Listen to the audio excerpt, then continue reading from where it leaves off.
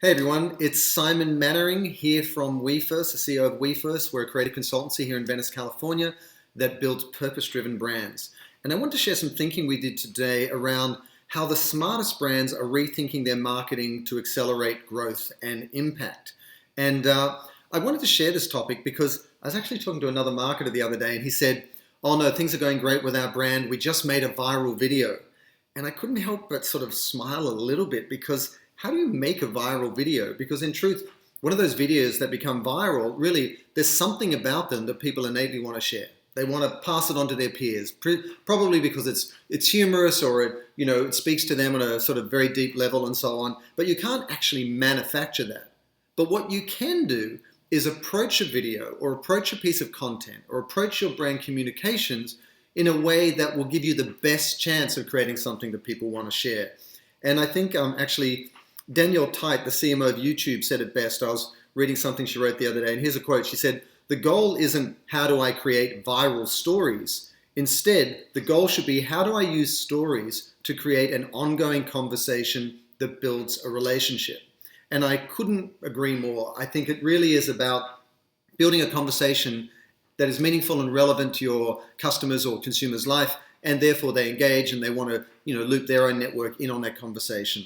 And so I'm going to share 3 strategies which from our experience here at WeFirst, working with some of the top brands out there, really gives you the best chance of creating content and positioning your brand in a way that people are going to want to engage, they're going to want to advocate for it, and that's going to build your business and ultimately scale your impact as well. And so there are 3 roles you have to play, which may seem obvious in some ways, but actually they're very counterintuitive. They're not, having been a marketer for 25 years in Australia, Asia, and all around the US, they're not the first things you go to when you're brought up in the advertising world. And the first one is you must shift from being a profitable brand exclusively to really thinking of yourself as a purposeful brand. And I'll explain why that's so important in a moment. Secondly, you've got to shift from thinking of yourself as an advertiser who's marketing through channels to really being a community architect. So a community architect. And then thirdly, instead of limiting the aperture for your brand or your lens on the role your company can play in the world to your industry or category or products or services, you've got to think of yourself as a category leader, as a cultural leader, as someone who shapes culture. And I want to explain specifically, using examples, how these 3 strategies will increase your chances of creating content and brand awareness that others want to amplify, and therefore they'll work with you to build their business. So let's look at the first one in terms of really what does it mean to shift from being a profit only to being a purposeful brand. And here's what I've discovered in talking to some of the CMOs and C-suites of some of the top brands out there that we all know that are really enjoying success today. And one of the first key points is that many of those companies, even when they're being purposeful, they make a mistake. And here's the mistake. They think of it in a top-down way. They think about their purpose in a top-down way, in the sense that they'll go from purpose to values and story, to their products and services, to their community engagement, and to their impact in the world. Top-down approach, hierarchical. They're mapping across from their organizational structure across to their sort of purpose structure. That will only get you so far. What the most successful brands are doing in terms of reframing their strategy, in terms of reframing how they think, is they're taking that hierarchical approach and turning it upside down. They're turning it upside down. And what does that look like? It means your starting point for any communications or marketing or advertising or content is purpose at the bottom, and then what are your values and story, and then what are your products and services that bring that to life, and then above that, what is the community engagement that you drive, and then what's the impact you're having out in the world. So it's a bottom-up approach. And that shift in mindset changes everything. It changes your priorities. It changes the type of content you think of. It changes, the type of relationship that you want to have with stakeholders out there in the world. And so you've got to shift from being a top-down purposeful brand to being a bottom-up purposeful brand. And I'll give you 2 examples. Ben and Jerry's, when they do things like they participate in climate change parades down Fifth Avenue, or they name their different products in funny ways that capture sort of cultural flashpoints at any given time, whether it be, LGBT legislation or whatever the hot topic of the day might be. What they're doing, and this comes from their own marketing leads themselves, I had a great chance to chat to them. What they said is they really, before they start any marketing, they ask themselves, what are our values? What are our values in the first place? And then who are the partners or movements that we can align with that reflect those values? And then they engage their community in service of those movements in the context of those partnerships. Why? So they could then have greater impact that they can talk about. So that bottom-up approach transforms everything. And the starting point is what your values are, what your role is in the world. And then you demonstrate that you're committed to something higher than your own self-interest by working with others and joining other movements to that end. Or if you look at the example that so many people point to with Opt Outside by REI. REI started that idea as an internal culture building initiative for its employees, where they said, rather than get trampled by thousands of people who are rushing to, climb over the top of each other to buy stuff they arguably don't even want on Black Friday, they said, let's shut down our stores, go outside, let's lean into the values that we care so much about, and let's really celebrate our employees on this day. Instead, that took on a life of its own. The employees rallied to that. The entire company rallied to that, and I think in 2015, 100 different companies rallied to that. In 2016, over 400 companies rallied to that. But the starting point was internal, in the service of their values, and specifically their employees. And then it built through the company culture itself, and then it built through the company, in a public-facing way, consumer-facing way, and it inspired other companies to join, and it became a movement that took on a life of its own, so much so that their website, Opt Outside, became populated with tens of thousands of photographs of employees and consumers who opted outside and were enjoying nature on that day.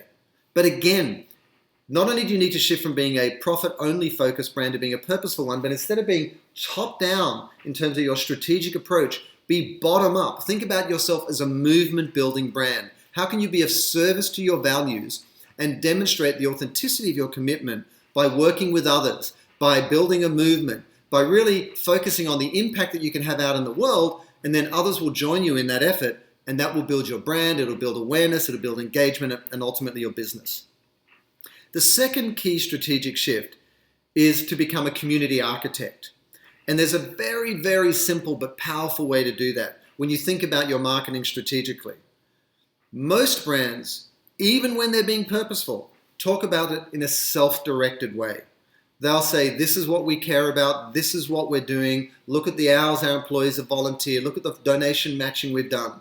So it's self-directed.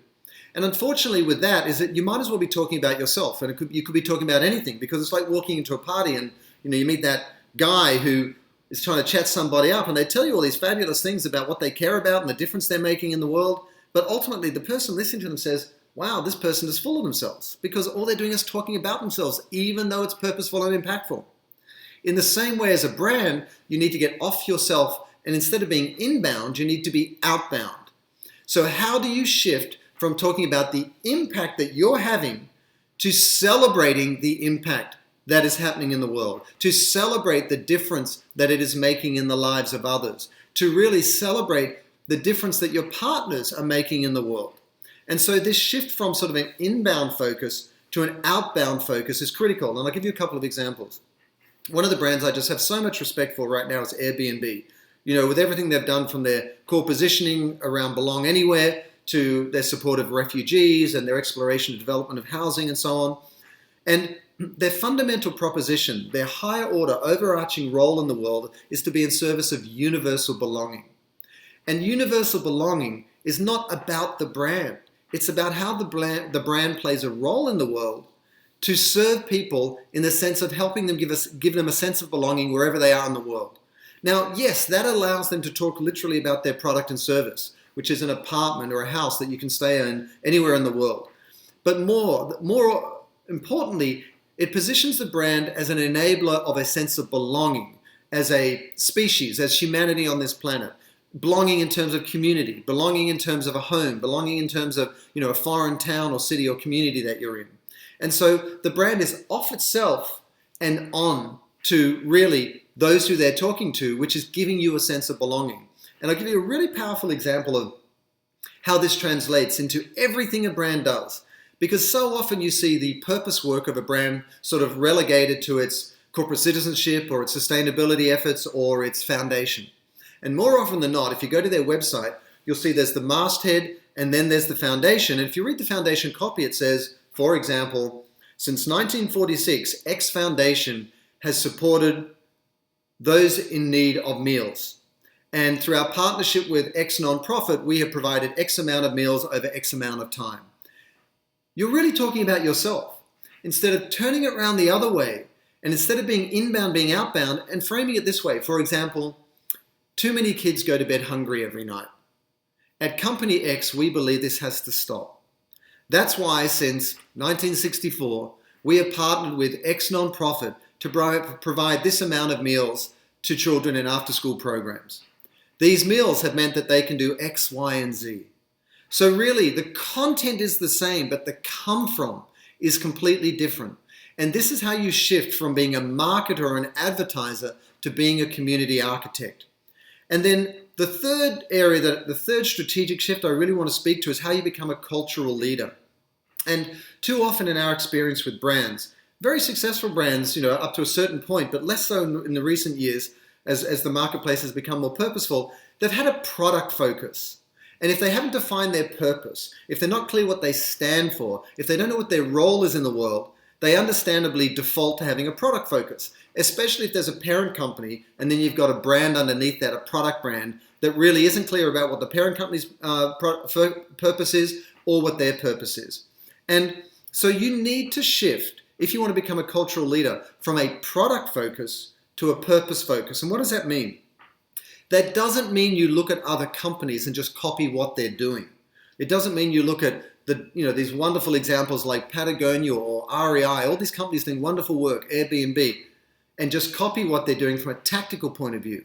What you've got to take away from those examples is look at how they are embracing and committing to their meaningful role in the world and then manifesting that in unique ways that are peculiar to their industries, whatever that may be.